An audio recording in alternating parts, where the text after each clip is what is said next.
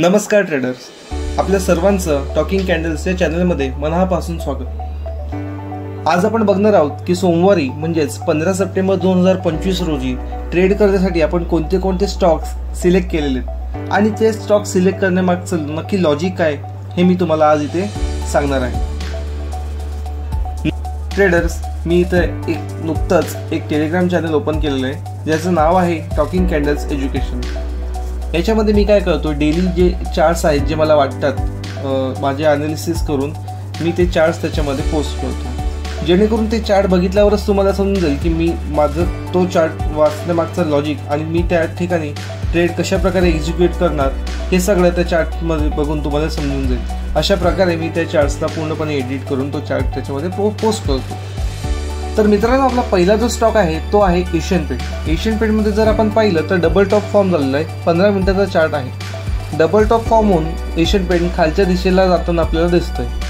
मी एक trend line वरून खालपर्यंत अशी ड्रॉ केली, खाली एक मेजर सपोर्ट आपल्याला दिसतोय आणि इथं मी एक सेलर स्ट्रॅप दिलाय बघा। ह्या सेलर स्ट्रॅप असा आहे की आधीचा जो प्रिव्हियस हाय आहे त्या प्रिव्हियस हायच्या वरती कॅन्डल वर जाऊन परत खाली आलेली आहे, ठीक आहे। ज्याच्यामुळे काय झालं की तिथे जेवढेही स्टॉप लॉसेस असतील ते सगळे स्टॉप लॉसेस ब्रेक झालेले आणि आता मार्केट सेलर्सचा स्टॉप लॉस हिट करून झाल्याच्या नंतर बायर्सचे स्टॉप लॉसेस हिट करण्यासाठी खालच्या दिशेला येतोय।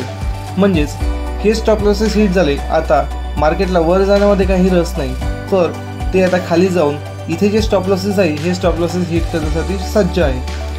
म्हणूनच मी इथं एक एक्सपेक्टेड मूव्ह असा मेन्शन केलेला आहे की इथून मार्केट खाली येऊ शकतं, याचा रेजिस्टन्स घेऊन मार्केट खाली पडेल आणि कुठपर्यंत पडू शकतं तर या मेजर सपोर्टपर्यंत पडू शकतो। आपला पुढचा जो स्टॉक आहे तो आहे सिप्ला। सिप्लामध्ये बघा एक ट्रेंड लाईन, ॲक्च्युली हा एक ट्रेंडिंग झोन आहे। ह्या झोनमध्ये जो सिप्ला आहे तो रेजिस्टन्स फेस करतोय। इथे एक आपल्याला मेजर सपोर्ट दिसतो, 2 वेळा इथे सपोर्ट घेतलेला आहे ऑलरेडी, इथून वर आलेला आहे। इथून वर येताना इथं त्याने थोडंसं कन्सॉलिडेट केलं, त्याला वरती ब्रेक केलं, म्हणजे इथे जेवढेही स्टॉप लॉसेस असतील बेसिकली इथं ज्यांनी सेल केलं असेल त्यांचे स्टॉप लॉसेस इथं हिट झाले आणि वर जाऊन तो इथं कन्सॉलिडेट करायला लागला। एक्झॅक्टली त्याच लेवलला तो कन्सॉलिडेट करतोय जिथे त्याचा ट्रेंडिंग झोन येतोय। आता एक्सपेक्टेड मूव्ह माझा असा आहे की इथून तो खाली येईल आणि इथूनच फिरून जाईल, म्हणजे बेसिकली त्याने जास्तीत जास्त या ट्रेंड लाईनचा रेजिस्टन्स घेतला पाहिजे किंवा ही जी एक ट्रेंडिंग झोन आहे, हा जो एक रेजिस्टन्स मी इथं ड्रॉ केलेला आहे जिथं ट्रॅप झालेला आहे त्या ट्रॅपवरून मार्केट फिरून खाली यायला पाहिजे आणि कुठपर्यंत येऊ शकतो, या मेजर सपोर्टपर्यंत येऊ शकतो। म्हणजे मी इथं काय करणार, मी बेसिकली डायरेक्ट ज्या टायमाला मार्केट खाली तर त्या टायमाला इथं सेल करणार नाही आहे। तर ज्या टायमाला मला 1 मिनिटच्या टाईम फ्रेममध्ये काही कन्फर्मेशन दिसतील, मी पिवट पॉईंटचा वापर करू शकतो, मी प्राइस ॲक्शनचा वापर करू शकतो। तर मला जर कन्फर्मेशन दिसले तरच मी इथून माझं पोझिशन एक्झिक्यूट करणार, नाही तर मी एक्झिक्यूट करणार नाही, ठीक आहे। आणि कुठपर्यंत एक्झिक्यूट करू शकतो तर माझा टार्गेट जो आहे तो आहे हा मेजर सपोर्ट, इथपर्यंतच मी थांबणार। तर आपला पुढचा जो स्टॉक आहे तो आहे BPCL। BPCLमध्ये तुम्ही बघू शकता की एक ट्रेंड लाईन मी खालून वरपर्यंत अशी एक ड्रॉ केलेली आहे, मार्केट त्या ट्रेंड लाईनवर ट्रेड करत होतं। इथे जे तुम्हाला दिसतंय सेलर स्ट्रॅप, तर याच्या वर जाऊन मार्केट अचानक मुवमेंट दिली आहे, एक फास्ट मुवमेंट करून इथले जे सेलर्स असतील या सेलर्सचे स्टॉप लॉसेस हिट केलेत। आता इथून काय करतोय मार्केट, हळूहळू परत ह्या ट्रेंड लाईनपर्यंत येतोय।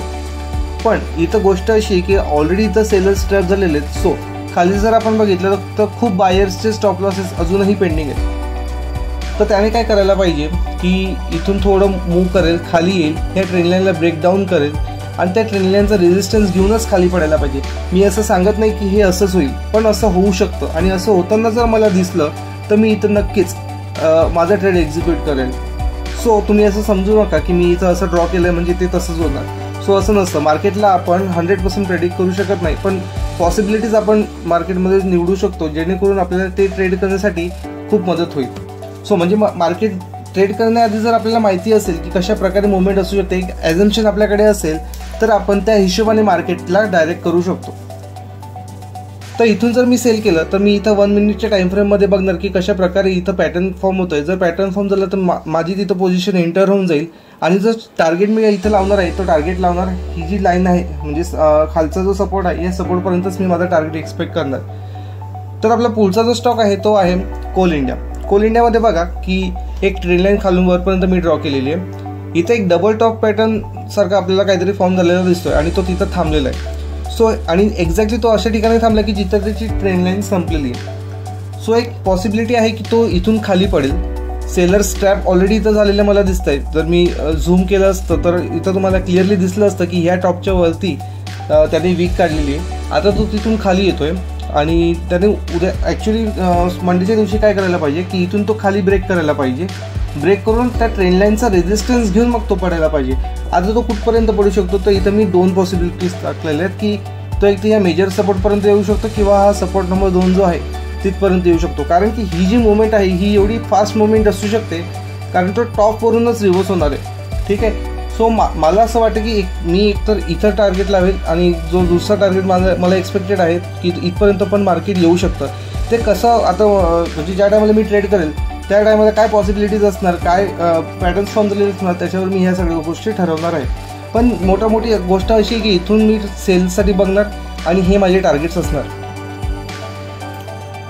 पुढचा जो स्टॉक आहे तो आहे हिंदुस्तान युनिलिव्हर। हिंदुस्तान युनिलिव्हरमध्ये पण एक खूप छान पॅटर्न फॉर्म झालेला आहे बघा।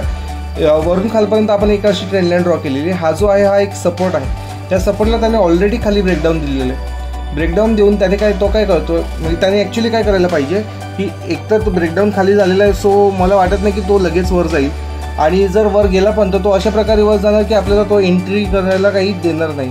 सो मला काय वाटतं की काय एक्सपेक्ट आहे इथून त्याने थोडंसं कन्सॉलिडेट करून या ट्रेंड लाईनपर्यंत यायला पाहिजे आणि या ट्रेंड लाईनवरून मग त्यांनी जर पॅटर्न फॉर्म केला माझ्या अकॉर्डिंग तर मी तिथं माझं जे आहे ते सेल तिथं एक्झिक्यूट करणार आणि टार्गेट मग खाली जे काही मला लेवल दिसेल तिथं मी त्याला ॲज अ टार्गेट एक्सपेक्ट करणार। पुढचा जो स्टॉक आहे तो आहे महिंद्रा अँड महिंद्रा। महिंद्रा अँड महिंद्रामध्ये आपल्याला दिसतं की एक सपोर्ट आहे आणि एक ट्रेंड लाईन वरतून खालपर्यंत मी अशी ड्रॉ केलेली आहे। जवळपास हा एक ट्रायंगल पॅटर्न आपल्याला झालेला दिसतोय। इथे बघा जर आपण नीट बघितलं तर एम पॅटर्न फॉर्म झालेला आहे। एम पॅटर्नला खाली ब्रेकडाऊन देऊन आता तो इथं खाली कन्सॉलिडेट करतोय। वर येण्याचा त्याने 2 वेळा प्रयत्न केला पण तिथून त्याला रिजेक्शन भेटलेलं आहे। सो मला एक्सपेक्ट असं आहे की त्याने इथून खाली यायला पाहिजे, ह्या सपोर्टला टच करून म्हणजे सपोर्टला रिटेस्ट करून खाली पडायला पाहिजे आणि हा जो सपोर्ट आहे या सपोर्टपर्यंत तो येऊ शकतो। ठीक आहे। त्याच्या खाली मी एक्सपेक्ट करत नाही, या सपोर्टपर्यंतच तो येऊ शकतो। सो मला इथे जर काही कन्फर्मेशन मिळाले तर मी इथं त्याला एक्झिक्यूट करेन। माझा टार्गेट असणार आहे हा सपोर्ट। पुढचा स्टॉक आहे मारुती। तर मारुती सुझुकीमध्ये आपण बघू शकतो की मी इथं ग्रीन आणि रेड असे 2 कलरचे पॅटर्न्स इथं फॉर्म केलेले आहेत। बेसिकली हे माझे एक्सपेक्टेशन्स आहेत। एक खालून वरपर्यंत मी एक ट्रेंड लाईन ड्रॉ केलेली आहे। वरती रेजिस्टन्स झोन आहे बघा, 2 वेळा त्याने ऑलमोस्ट इथं रेजिस्टन्स घेतलेला आहे आणि तो तिथंच कन्सॉलिडेट करतोय।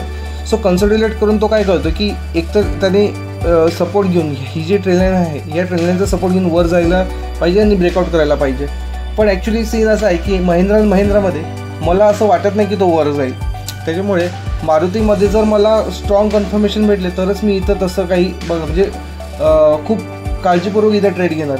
पण जर सेल साईडचा मला ट्रेड घ्यायचा झाला तर मला इथे एक पॉसिबिलिटीज अशी वाटते की इथून मारुतीने एक जोरात मोठी कॅन्डल खाली फॉर्म करावी। म्हणजे पहिल्याच कॅन्डलमध्ये तो मोठा मूव देईल खालच्या साईडला आणि मग इथून हळूहळू तो पडून जाईल।